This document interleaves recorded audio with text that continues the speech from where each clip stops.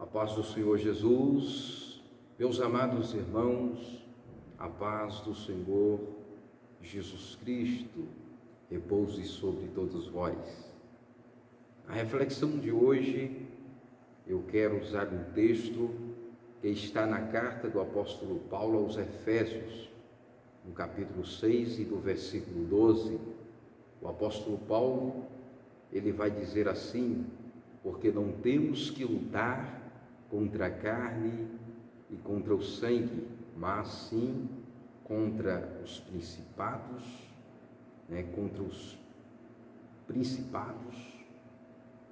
contra potestades, contra os príncipes das trevas deste século e contra as hostes espirituais da maldade nos lugares celestiais. Meus irmãos, este é o canal Palavra Viva. E nesta reflexão, eu gostaria de falar um pouquinho sobre esta guerra espiritual que nós enfrentamos ou vivenciamos diariamente. Nós sabemos que 24 horas por dia nós somos bombardeados no mundo espiritual. E é uma luta constante para estar na presença de Deus, para manter uma comunhão com o Senhor Jesus Cristo, para não sair fora dos caminhos do Senhor, para viver em obediência à palavra, viver uma vida de santidade, uma vida de oração, uma vida dedicada a Deus. Mas você já ouviu falar nos 3 principais inimigos do homem? Existem pessoas que, por ignorância, acham que os seus inimigos são aqueles que são colegas de trabalho, ou vizinhos, ou alguém que não professa a mesma fé, ou que alguém que não tem simpatia pelo cristianismo. Mas é engano pensar assim. Nossa luta, como disse o apóstolo Paulo, não é contra a carne nem contra o sangue. Nossa luta é espiritual. E quais são os 3 principais inimigos do homem? A palavra de Deus nos diz, na primeira epístola de João, no capítulo 1, 1 João, capítulo 2, na primeira epístola de João, capítulo 2, versículo 15, diz assim: não ameis o mundo, nem as coisas que no mundo há. Por que João vai dizer para nós que não devemos amar o mundo nem o que no mundo há? Se você ler Tiago, no capítulo 4, versículo 4, ele vai explicar o porquê que nós não devemos amar o mundo. Lá em Tiago está escrito que aquele que é amigo do mundo, porque a amizade com o mundo é inimizade contra Deus. Isso quer dizer que se eu me tornar amigo do mundo, ao mesmo tempo eu estou me opondo a Deus, se tornando um inimigo de Deus. Mas é importante entender isto, porque este mundo que tanto João como Tiago está falando é diferente do mundo que está lá em Gênesis, que no princípio criou Deus os céus e a terra. Aquele mundo lá é parte dos cosmos, que quer dizer parte da criação. Este mundo é diferente de João 3,16, que está escrito que porque Deus amou o mundo de tal maneira. É importante entender isso, a Bíblia não entra em contradição. O mundo de João, o mundo que está em João 3,16, se refere à humanidade. Diz que Deus amou a humanidade de tal maneira que deu o seu único filho, para que todo aquele que nele crê não pereça, mas tenha a vida eterna. Mas que mundo é esse que João e Tiago estão falando nestas passagens? Que não podemos amar o mundo, porque aquele que ama o mundo, a amizade com o mundo é inimizade contra Deus. Que mundo é este? Este mundo é o que a Bíblia diz que jaz no maligno. É o mundo onde opera um sistema diabólico.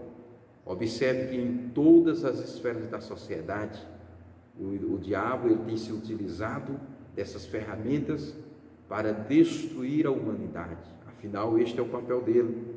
Então, se você olhar para a religião, para a filosofia, a área da educação, a área da saúde, né, e tantas outras áreas, o inimigo tem operado, tem se utilizado dessas portas, dessas brechas, para destruir a humanidade.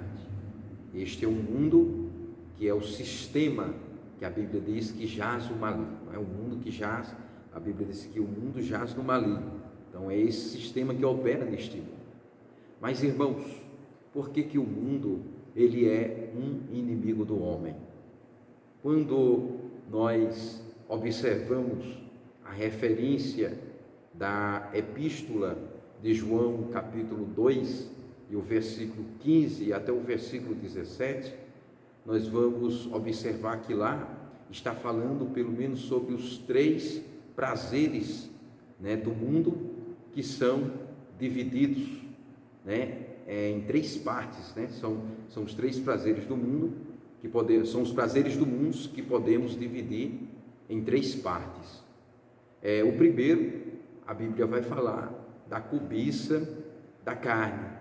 A cobiça da carne é a sensualidade. A cobiça da carne é o desejo carnal, uma necessidade legítima do corpo. Por natureza, a nossa carne, ela tem essa tendência sexual, ela tem esses prazeres. Não é só na área sexual, existem tantas outras áreas. Mas, em segundo lugar, tem a cobiça dos olhos.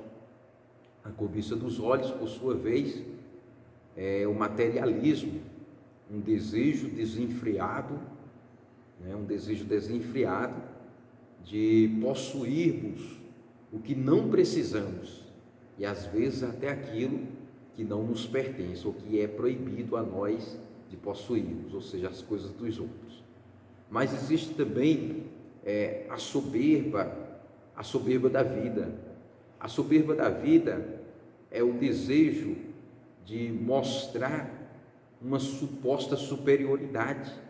É quando alguém quer ser maior do que os outros, ou quando alguém, por possuir bens aquisitivos a mais, aí essa pessoa se sente superior, certo? Então, quando a pessoa está ostentando uma suposta superioridade, é a pessoa que olha somente para si mesmo, né? Somente para si mesmo. Então, esses são os 3 prazeres do mundo: a cobiça, né? A cobiça da carne, a cobiça dos olhos e a soberba da vida. Em segundo lugar, o segundo maior inimigo do homem. O primeiro é o mundo. O segundo maior inimigo do homem é o diabo. A Bíblia diz que desde o princípio, desde a sua queda, quando ele foi expulso do céu por querer ser semelhante ou igual a Deus, a Bíblia diz que o diabo foi lançado do céu, foi expulso do céu, e com ele uma terça parte dos anjos, e ele perdeu, né, a sua posição no céu e se tornou no diabo. E a Bíblia diz que ele veio para matar, roubar e destruir. Então, desde o princípio, o diabo ele tem tentado atingir Deus. Se ele tocar na natureza, ele não vai conseguir atingir Deus. Se ele tocar nos animais, ele não vai conseguir atingir Deus. Se ele tocar no sistema, ele não vai, no sistema ecológico. Se ele tocar na criação celestial de Deus, nos anjos, se ele tocar, vamos dizer assim, nos astros, no sistema, né, nesse sistema deste mundo, ele não vai conseguir atingir Deus. Então, o que ele faz?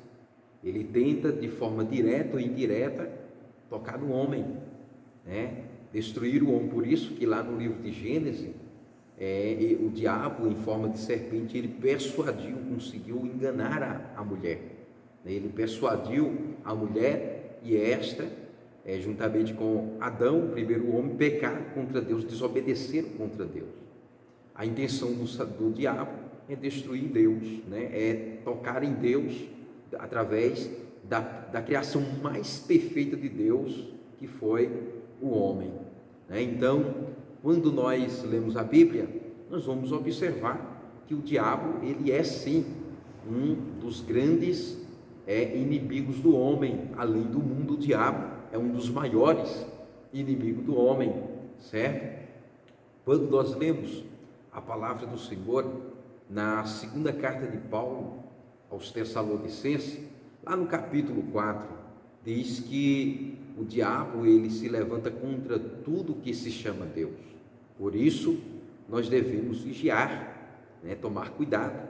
Na primeira epístola de Pedro, no capítulo 5, versículo 8, o apóstolo Pedro vai dizer que devemos vigiar, que devemos ser sóbrios, porque o diabo, o inimigo das nossas almas, nosso adversário, ele anda em derredor, ungindo como leão, buscando a quem possa tragar. Então precisamos tomar cuidado, temos que vigiar. Mas você pode se perguntar: e como vencer o diabo? A Bíblia diz que nós não devemos dar lugar ao diabo, Paulo, escrevendo aos Efésios, capítulo 4, versículo 27, ele vai dizer: não deis lugar ao diabo. Então, se eu não der espaço, não abrir brecha para o diabo operar na minha vida, então ele não tem poder para tocar em mim, a não ser que Deus assim o permita, como fez com Jó. Mas ao contrário, o diabo não tem poder para tocar em mim, para tocar em você, desde que ele não encontre espaço na minha vida. Então, o primeiro inimigo do homem é o mundo. O segundo inimigo do homem é o diabo. E em terceiro, eu deixei para falar em terceiro lugar, como um dos principais inimigos do homem, porque para mim este é o maior inimigo do homem, que é a carne. Ora, a carne, quando nós vamos ler a Bíblia, Mateus capítulo 26, versículo 41, diz que o espírito está pronto, mas a carne é fraca. Essa fraqueza da carne é a natureza fragilizada do homem, a natureza pecaminosa do homem, com as suas debilidades.